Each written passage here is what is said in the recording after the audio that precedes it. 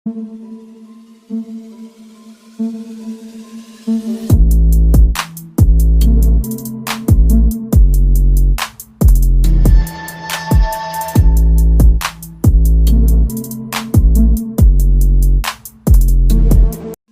প্রিয় বন্ধুরা কেমন আছো? আশা করি তোমরা সকলেই ভালো আছো। তো বন্ধুরা, কোপা আমেরিকার খেলাগুলো কারা কারা ফলো করছো আর এর মধ্যে তোমার ফেভারিট টিম কোনটা? অবশ্যই বলবে ব্রাজিল না আর্জেন্টিনা।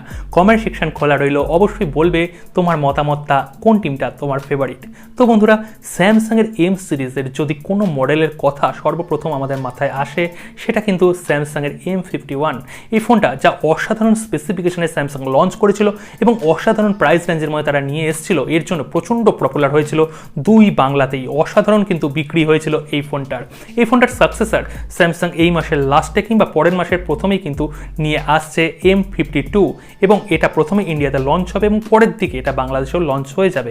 এই ফোনটার স্পেসিফিকেশনের মধ্যে স্যামসাং কি অফার করছে, প্রাইস কত করতে পারে এবং অবশ্যই তোমাদের কষ্টের পয়সায় এই ফোনটা কেনা উচিত কি উচিত না, কারা কারা এই ফোনটা কিনবে আর কাদের কাদের এই ফোনটা স্কিপ করে দেওয়া উচিত, অবশ্যই বলবো এই ভিডিওটা অবশ্যই শেষ পর্যন্ত দেখার অনুরোধ রাখলাম।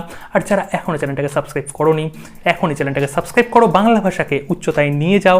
সাবস্ক্রাইব করে অবশ্যই নোটিফিকেশান বেলটাকে প্রেস করে অল করে দেবে আর ভিডিওটায় অন্তত 50টা লাইক অ্যাচিভ করে দাও।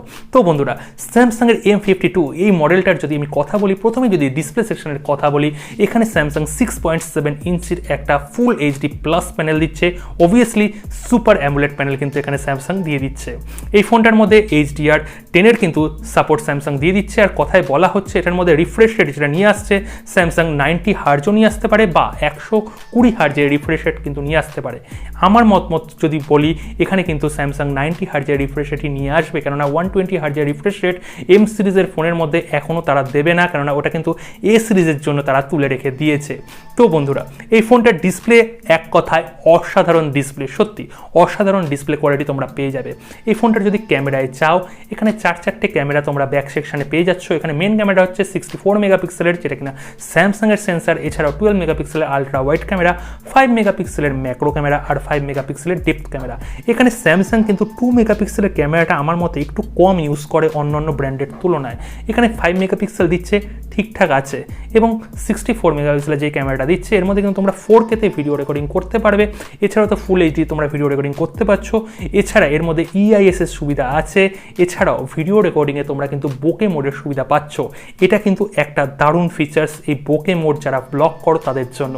এছাড়াও এই ফোনটার কিন্তু ডিসপ্লের মধ্যে পাঞ্চোল ক্যামেরা দিচ্ছে, সেন্টারে পাঞ্চোল ক্যামেরা আসছে, সেটা কিন্তু সেলফি ক্যামেরা হয়েই আসছে। অবভিয়াসলি 32 মেগাপিক্সেলের একটা ক্যামেরা দিচ্ছে, এর মধ্যে কিন্তু তোমরা EIS পেয়ে যাচ্ছ। এছাড়াও 4K-তে ভিডিও রেকর্ডিং করার সুবিধা পেয়ে যাচ্ছ। এই ওভারঅল ক্যামেরা ফিচার্সটা কেমন লাগলো? আমার কাছে অসাধারণ লেগেছে এবং M51-এর থেকেও কিন্তু এক স্টেপ এখানে আপগ্রেড স্যামসাং অবশ্যই করেছে। এই ফোনটার যদি প্রসেসর সেকশনের কথা বলি, এখানেও কিন্তু স্যামসাং একটা দারুণ বাজিমাত করে দিয়েছে। স্ন্যাপড্রাগনের তারা 778 এই প্রসেসরটা দিচ্ছে। হ্যাঁ, 778, মানে 750, তার থেকে এক স্টেপ উপরে 768, তার থেকে আরেক স্টেপ উপরে 778। অবভিয়াসলি এটা একটা 5G প্রসেসর। তোমরা দুটো সিমের মধ্যে এই 5G সাপোর্ট কিন্তু তোমরা পেয়ে যাচ্ছ। অবভিয়াসলি প্রসেসরের দিক থেকে কোনো খামতি এখানে রাখেনি, ডিসপ্লের থেকে কোনো খামতি রাখেনি, ক্যামেরার মধ্যে এখানে কোনো খামতি রাখেনি। এবার চলে আসছি ব্যাটারি সেকশন। ব্যাটারি সেকশনে কিন্তু একটু স্লাইড 1000 mAh এখানে ব্যাটারি কমিয়ে দিয়েছে আগের মডেল M51 যেটা রয়েছে তার তুলনায়। এখানে 6000 mAh ব্যাটারি দিচ্ছে এবং ইনবক্স স্যামসাং যেটা দেয় 25 ওয়াটের এখানে ফাস্ট চার্জিংয়ের সুবিধা দিয়ে দিচ্ছে। সুতরাং এই ফোনটা কিন্তু অনায়াসে যারা মোটামুটি ইউজ করো তারা 2 দিন চালিয়ে দিতে পারবে, আর যারা হেভি ইউজ করো তারা কিন্তু অবভিয়াসলি এখানে 2 থেকে একটু কম 1.5 দিন মতন কিন্তু অবভিয়াসলি চালিয়ে দিতে পারবে। Type-C পোর্ট আছে, এছাড়াও সিঙ্গেল বটম স্পিকার রয়েছে। এখানে ডুয়েল স্পিকারের সুবিধা দেয়নি। ডুয়েল স্পিকার যদি দিয়ে দিত তাহলে কিন্তু বেটার হতো, কেননা রেডমির যে 10 সিরিজের ফোনগুলো আছে, এছাড়াও রিয়েলমির ফোনগুলোতেও কিন্তু ডুয়েল স্পিকার দিয়ে তারা ফোন লঞ্চ করছে। এটা কিন্তু একটা ট্রেন্ডিং বিষয়। এখানে ডুয়েল স্পিকার দেওয়াটা উচিত ছিল আমার মতে।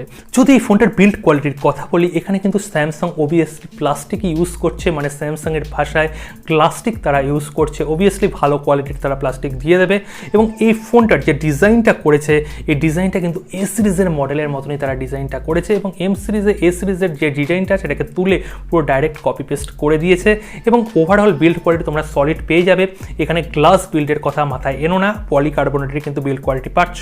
আর বলা হচ্ছে এখানে ইন ডিসপ্লে ফিঙ্গারপ্রিন্ট সেন্সারও কিন্তু স্যামসাং নিয়ে আসতে পারে, যদিও আমি কনফার্ম হয়ে বলবো না ইন ডিসপ্লে ফিঙ্গারপ্রিন্ট সেন্সার এখানে স্যামসাং দেবে কি দেবে না।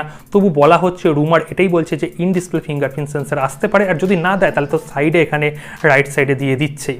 এছাড়াও যদি সফটওয়্যার এক্সপিরিয়েন্সের কথা বলি, অ্যান্ড্রয়েড 11 ইনবক্স আসছে, ওয়ান ইউআই এর ফুল ফ্রেজ তোমরা সাপোর্ট পেয়ে যাচ্ছ। হ্যাঁ, full phrase, Knox security, secure folder সমস্ত সাপোর্ট কিন্তু তোমরা এখানে পেয়ে যাচ্ছ এই ফোনটায়। আর স্ন্যাপড্রাগনের সঙ্গে ওয়ান ইউআই এর যে সমন্বয়টা, এটা কিন্তু অসাধারণ হতে চলেছে। হ্যাঁ, এক্সিনোসের সঙ্গে যতটা সমন্বয় বা মিডিয়াটেকের সঙ্গে যতটা সমন্বয়, তার থেকে কিন্তু স্ন্যাপড্রাগনের সঙ্গে সমন্বয়টা আরও ভালো হবে, অপটিমাইজেশন ভালো পাবে, ইন্টিগ্রেশন ভালো পাবে। সুতরাং আউটপুটও বেস্ট হতে চলেছে এই ফোনটার ক্ষেত্রে। যারা ওয়েট করে বসে আছো যে স্যামসাংয়েরই ফোন নেবে, এম সিরিজের ফোন নেবে, এবং যাদের বাজেট 25,000-30,000 টাকার মধ্যে, তারা অবভিয়াসলি এই ফোনটার জন্য অপেক্ষা করে থাকতে পারো।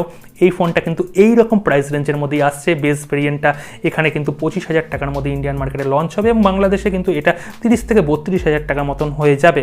এখানে বেস ভেরিয়েন্টটা কত জিবিতে আসছে সেটার কিন্তু এখন মোটামুটি পাওয়া যায়নি হিন্টস, কিন্তু ধরা হচ্ছে এখানে 6GB 128GB যেটা আছে ওই রকমই কিন্তু তারা স্টোরেজ নিয়ে আসবে, এবং 8GB সঙ্গে 128GB বা 256GBরও কিন্তু একটা স্টোরেজ ভ্যারিয়েন্ট তারা নিয়ে আসবে। অবভিয়াসলি এখানে স্টোরেজ ভ্যারিয়েন্টটা UFS 2.1 এর সাপোর্ট দিচ্ছে, এখানে 3.1 বা 3.0 সাপোর্ট দিলে বেটার হতো। এছাড়াও LPDDR4X এর র্যামের কিন্তু সাপোর্ট তোমরা পেয়ে যাচ্ছ। যারা চিন্তা করছো স্যামসাংয়ের নেবে তারা অবভিয়াসলি নিতে পারো, অবশ্যই, আমি কিচ্ছু বলবো না না নেওয়ার জন্য। আর যারা ভাবছো যে একটা ফোন নেবে যেটা লং লাস্টিং, অনেক দিন চালাবে, স্ন্যাপড্রাগনের ফোন হবে, 5G হবে, তারা অবভিয়াসলি এই ফোনটা নিতে পারো। আর যারা ভাবছো যে একটু কম প্রাইসের মধ্যে ফোন নেবে কিন্তু ভালো প্রসেসরের ফোন নেবে, বাবা 1 বছর 1.5 বছর চালিয়ে আবার আরেকটা নতুন একটা ফোন কিনবে, তারা এই ফোনটার দিকে যেতে যেও না। কেননা শুধুমুধু বেশি পয়সা দিয়ে কেন ফোন কিনতে যাবে, তার থেকে একটু কম প্রাইসের মধ্যে ফোন কেন, 1-1.5 বছর চালাও, ইউজ করো, আর একটা ফোন আপগ্রেড করো, ঠিক আছে। এই ফোনটা যারা একটু লং লাস্টিং ইউজ করবে স্যামসাং ফ্যান, তাদের জন্য কিন্তু বেস্ট ফোন হতে চলেছে। ওভারঅল ক্যামেরা থেকে শুরু করে তোমরা প্রসেসরের পারফরমেন্স দুর্দান্ত এক কথায় পেয়ে যাবে। ভিডিওটা ভালো লাগলে অবশ্যই ভিডিওটাকে শেয়ার করতে ভুলো না, ভিডিওটাকে লাইক করে দিও, আর যারা প্রথম দেখছো চ্যানেলটাকে অবশ্যই সাবস্ক্রাইব করে দিও, নোটিফিকেশন বেল প্রেস করে অল করে দিও। আজকে এখানেই রাখছি, দেখা হচ্ছে পরবর্তী ভিডিওতে। নমস্কার।